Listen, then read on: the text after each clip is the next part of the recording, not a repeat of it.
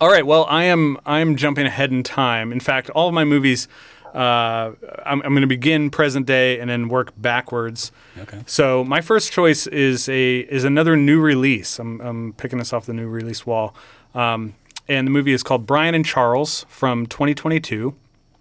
The back of the box reads, "An endearing outlier, Brian, lives alone in a Welsh valley, inventing oddball contraptions that seldom work.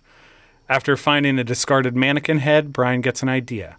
3 days, a washing machine, and several spare parts later, he's invented Charles, an artificially intelligent robot who learns English from a dictionary and proves a charming, cheeky companion. Before long, however, Charles develops autonomy. Intrigued by the wider world or whatever lies beyond the cottage where Brian has hidden him away, Charles craves adventure."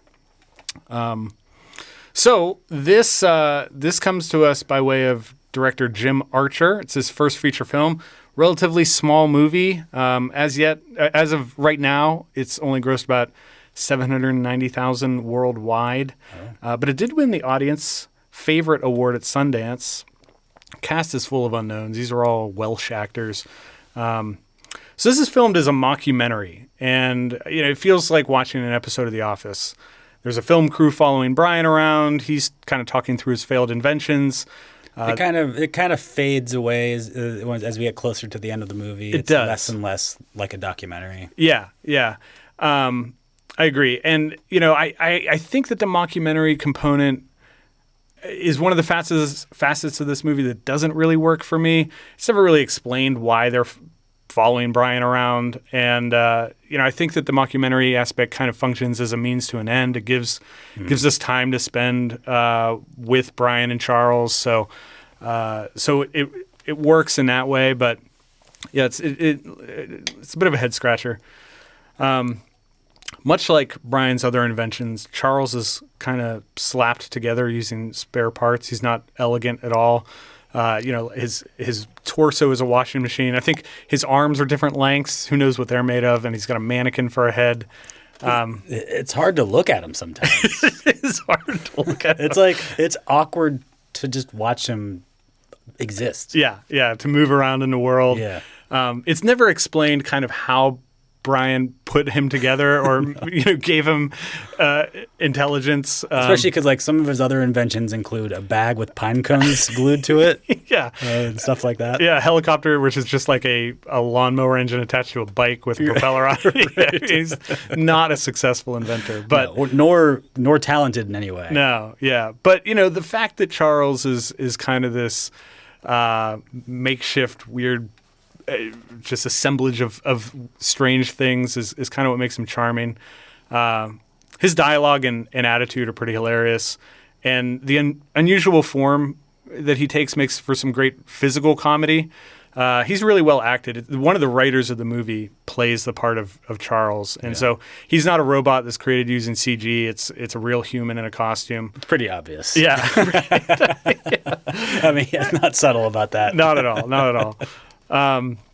So why did I choose this? This is a movie about friendship. It kind of fits into that Frankenstein's monster category of narrative, but the inventor in this case, Brian, is just a man who needs companionship.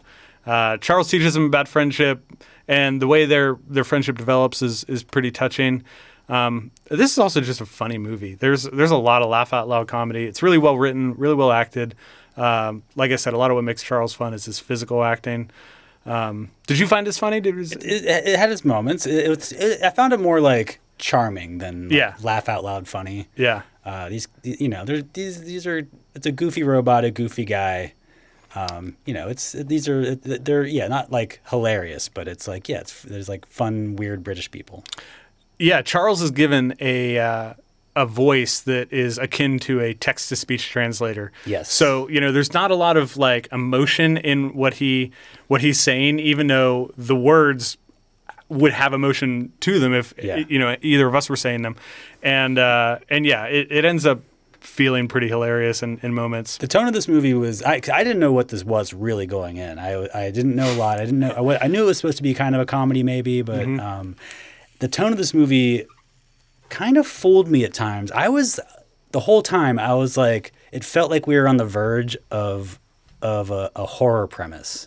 you know. And for like a lot of this movie, I was like, well, here it comes. It just here. Not that I thought that ahead of time. It's just like I got that feeling like something's gonna turn. It's gonna get real fucking weird. Yeah. That never happened. But it just felt like that. Did that? It did feel like that. It did feel like that. And you know, there's a part of the third act that doesn't really work for me, where they introduce some tension into Brian and Charles's relationship, and I don't know that we needed it. I kind of found myself questioning the motivations of the supporting characters who introduced that tension. But if you only come for time with Brian and Charles, you're in for a pretty great time. I really like that this movie treats the innocence associated with an AI learning about the world with a lot of care. Charles, it was very much like a father-son. Yes. You know, growing up very fast. Yeah. Son, you know. Yeah. Charles really doesn't understand the world around him, and you know, he doesn't care that he's not a normal part of society. He just wants to be out there mixing it up with people. He wants to visit Hawaii. He loves to dance. So yeah, it's got some really fun moments. It's a small movie, but I think a pretty ambitious first picture from Jim Archer. This averages. This isn't going to be the last time we talk about dancing in this episode either. It's not going to be. There's a couple. There's more dancing coming. There is more dancing coming. Robots love to dance, I guess. Who knew? I didn't even think about it, but of course. Yeah, why not?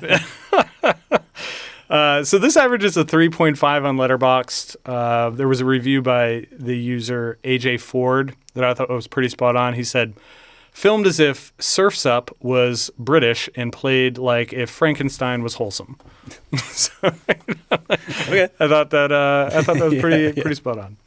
So yeah, this is going on the shelf for me. The 2022 Brian and Charles. Give it a shot.